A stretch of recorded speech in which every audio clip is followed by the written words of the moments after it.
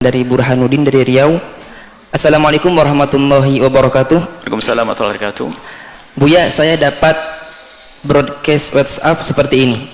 Bersabda Rasulullah Shallallahu Alaihi Wasallam, barang siapa selama hidupnya pernah meninggalkan sholat tetapi tidak dapat menghitung jumlahnya, maka sholatlah di hari Jumat terakhir bulan Ramadan sebanyak 4 rakaat dengan satu kali tasyahud akhir saja.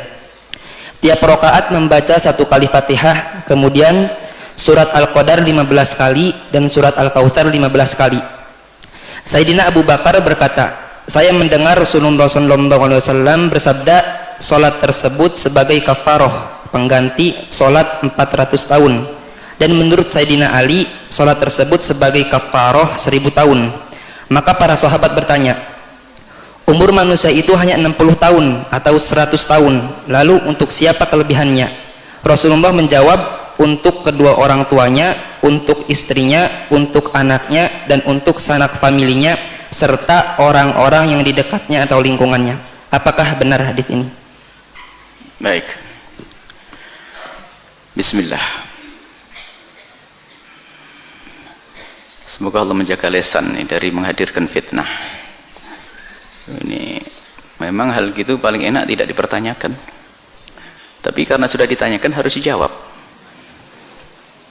dan langsung kami tidak akan menghadirkan pendapat saya. Baru sekarang akan saya sebutkan referensinya. Selama ini kalau kita menyampaikan urusan fikih semuanya percaya saya akan ngambil referensi dari orang. Hari ini akan saya sebutkan referensinya dari mana. Yang pertama begini, sholat kafaroh macam-macam modelnya. Terlepas dari benar tidak, kita akan ada modelnya seperti yang disebutkan, sholat 4 rakaat dengan 1 salamu pertama, ini yang 2 Al-Qadar dan sebagainya, ini sholat 4 rakaat di Jumat Ramadan akhir. Ini adalah satu macam sholat kafaroh. Ada lagi sholat kafaroh yang lainnya adalah sholat 5 waktu di akhir bulan Ramadan. Jadi ada macam sholat kafaroh, ada 3 model yang kita ketahui selama ini. Ada yang kedua adalah sholat 5 waktu. Kalau di Ramadan, di Jumat akhir bulan Ramadan melakukan sholat, habis sholat Jumat langsung sholat 5 waktu. Ini disebut sebagai sholat kafarah juga. Ada sholat kafarah yang dilakukan dengan 2 salaman dengan bacaan ayat macam ini ada. Jadi ada 3 model sholat kafarah. Baik, langsung saja. Kalau sholat kafaroh yang 4 rakaat dengan 1 syahadat itu, dengan apa, satu salaman dengan baca ini, para ulama menjelaskan bahasanya ini hadis tidak ada, tidak dibenarkan.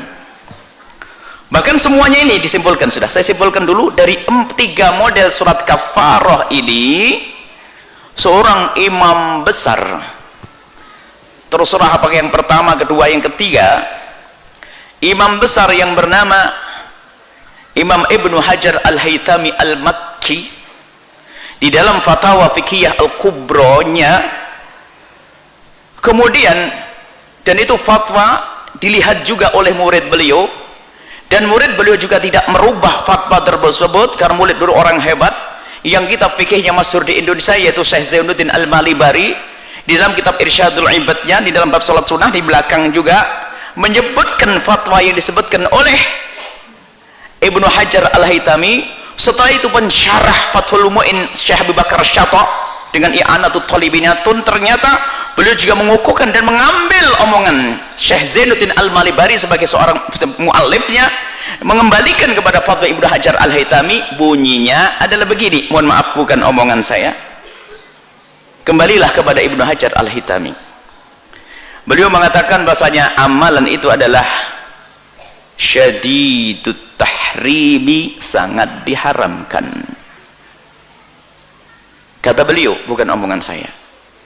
Baik, kemudian spesial yang tengah tentang sholat 5 waktu, ada yang dijelaskan mengatakan ya untuk mengkodok sholat yang mungkin ketinggalan dan sebagainya dan sebagainya. Kami jelaskan begini.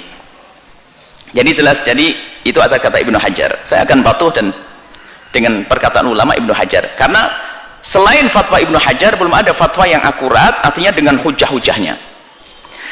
Ada yang mengatakan bahasanya begini, ya setiap orang kan mungkin ada ketinggalan, tidak khusyuk sholatnya. Ya sholat hari Jumat 5 waktu itu adalah untuk menutup kekurangan khusyuan tadi.